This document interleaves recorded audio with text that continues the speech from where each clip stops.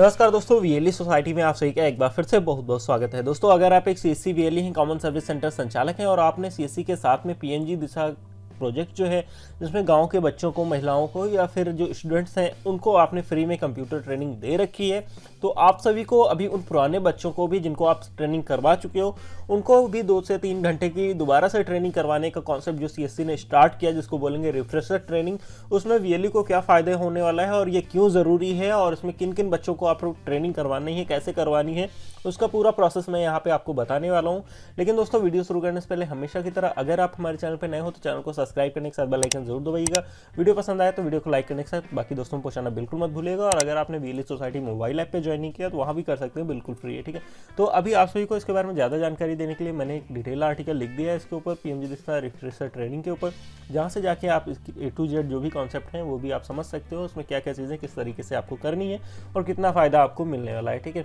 तो यहाँ पे दोस्तों, जैसे कि आपको पता है सीएससी की तरफ से जब ये ट्वीट किया गया कि जो भी बच्चे जिनको आपने ट्रेनिंग पहले से करवा रखी है उनको दोबारा से आपको ट्रेनिंग करवानी है, तो काफ़ी वीएलईज़ को ऐसा लगा कि जो है इसमें हमारा नुकसान हो रहा है, हमको क्या फ़ायदा मिलेगा उन पुराने बच्चों को जिनको हम सिखा चुके हैं उनको सिखा के। तो यहाँ पे आपको वीएलई को क्या फ़ायदा होने वाला है मैं सबसे पहले बता देता हूँ। तो दोस्तों, सबसे पहले बताता हूँ कि पीएमजी दिशा रिफ्रेशर ट्रेनिंग है क्या, ठीक है।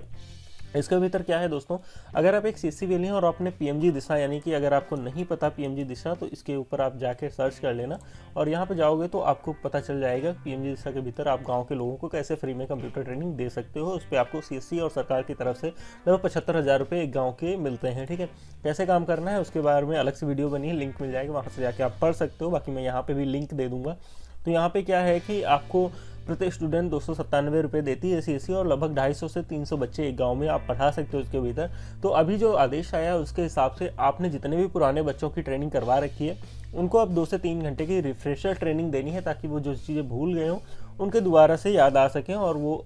अच्छे से इस कॉन्सेप्ट को समझ सकें, ठीक है। लेकिन ये तो हो गया बच्चों का फ़ायदा। अभी वीएलई का क्या फ़ायदा है, तो यहाँ पर मैं बता देता हूँ कि किन बच्चों को आपको इसकी रिफ्रेशर ट्रेनिंग करवानी है और किन बच्चों को आपको नहीं करवानी है और क्या क्या रिक्वायरमेंट है इसकी, किस वजह से ये करवानी पड़ रही है, ठीक है। तो अभी दोस्तों ऐसा क्या हुआ है कि ऐसे सभी बच्चों की ट्रेनिंग आपको करवानी है जिनका आपने रजिस्ट्रेशन किया था, उनकी अभी ट्रेनिंग कंप्लीट नहीं हुई है या ट्रेनिंग तो कंप्लीट हो चुकी है लेकिन उन्होंने अभी अपना फाइनल वाला जो एग्ज़ाम होता है वो वाला एग्ज़ाम नहीं दिया है। ऐसे सभी बच्चों की आपको 2 से 3 घंटे की रिफ्रेशर ट्रेनिंग अटेंड करवानी है, उनको दोबारा से वो सारी चीज़ें 2 से 3 घंटे में रिवाइज़ करवानी है ताकि वो सारी चीज़ें उनको समझ में आ जाएं। और उसके साथ में आप एक और काम कर सकते हैं, जैसे कि आपको पता होगा सीएससी ने अभी जितने भी पीएमजी दिशा स्टूडेंट हैं उनके लिए सीएससी स्टोर एप्लीकेशन को इंस्टॉल करना अनिवार्य कर दिया है। तो ऐसे में आप उनका इसी बहाने आप ऐप इंस्टॉलेशन भी करवा सकते हो, ठीक है। ये तो हो गई आपको कि क्यों करवानी है, और अभी बता देता हूँ कि क्या ज़रूरत है इसकी, मतलब क्यों करवानी है। अभी तो हो गया कि कौन से बच्चों की करवानी है। तो अभी दोस्तों क्या है कि अभी जो एग्ज़ाम हो रहे हैं लॉकडाउन के बाद से, जितने भी एग्ज़ाम हो रहे हैं पीएमजी दिशा के, उनमें से ज़्यादातर बच्चे फेल होते जा रहे हैं, जिसके कारण जब सीएससी ने इसके ऊपर रिसर्च किया, पता किया क्यों बच्चे फेल हो रहे हैं, तो ऐसा पाया गया कि कुछ बच्चे ऐसे हैं जो ज़्यादातर फेल हो रहे हैं। उनमें से ज़्यादातर बच्चों की संख्या ऐसी है जिन्होंने 2-3 महीने पहले, 1-2 महीने पहले ये ट्रेनिंग करी थी और उसके बाद उनका एग्ज़ाम करवाया गया और उसके पहले उनको कोई भी चीज़ उसके बारे में, क्योंकि वो बहुत सारी चीज़ों में इन्वॉल्व रहते हैं तो इस चक्कर में वो चीज़ें भूल जाते हैं या सही से एग्ज़ाम नहीं दे पाते अपना, वो चीज़ें इतनी याद नहीं रख पाते। तो इस वजह से फेल होने वाले बच्चों की संख्या बढ़ गई। इस वजह से यहाँ पे सीएससी ने क्या किया है कि रिफ्रेशर ट्रेनिंग प्रोग्राम को आयोजित किया है, जिसके भीतर क्या करना है आपको, ऐसे सभी बच्चे जिनका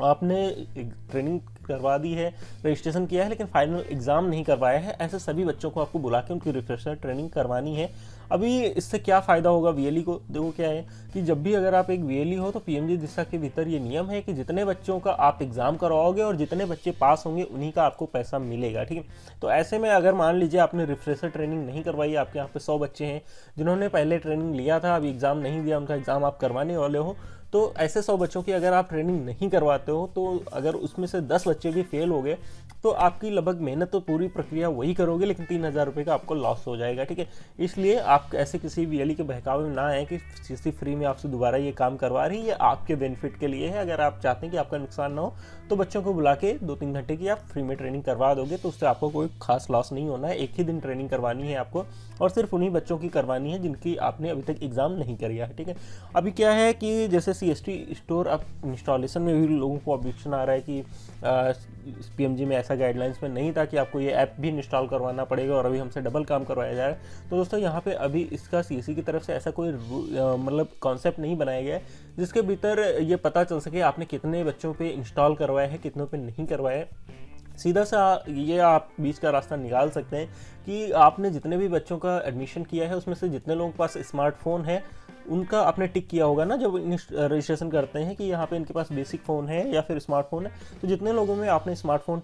टिक किया है उतने लोगों में ऐप इंस्टॉल करवा के वो डिस्ट्रिक्ट कोऑर्डिनेटर डीसी जो होते हैं उनको आप फोटोज़ वगैरह सेंड करते रहें, ठीक है। क्योंकि जिनमें आपने बेसिक फ़ोन सेलेक्ट किया है तो उनको आप कैसे इंस्टॉल करवा सकते हो, ये अभी ऐसा कुछ नहीं है। तो इस तरीके से आप अपना ये कंप्लीट करवा के डीसी को भेजते रहोगे तो आपको पेमेंट में कोई दिक्कत नहीं आएगी, ठीक है। अब बड़ा सवाल है कि जिनका एग्ज़ाम हो गया क्या उनकी भी ट्रेनिंग करवानी है? तो दोस्तों ऐसा बिल्कुल भी नहीं है। जितने बच्चों ने अभी तक अपना एग्ज़ाम कंप्लीट नहीं किया है, ये ऑफिशियल नोटिफिकेशन भी सीएससी का मैंने यहाँ पे लगा दिया है, देख सकते हो, पढ़ लेना जाके, लिंक मिल जाएगा। तो जिनकी ट्रेनिंग आपने करवाई है लेकिन एग्ज़ाम नहीं हुआ उन्हीं का करवाना है, जिनका एग्ज़ाम हो गया उनको अब दोबारा से आपको ट्रेनिंग नहीं करवानी, ठीक है। तो ये सिंपल सा प्रोसेस है दोस्तों। अगर आपको समझ में आए तो वीडियो को लाइक करिएगा और अगर आप चैनल पर नए हो तो चैनल को सब्सक्राइब करने के साथ बेल आइकन जरूर दबाइएगा। मिलता है ऐसे किसी नए वीडियो में, तब तक के लिए बाय बाय, जय हिंद।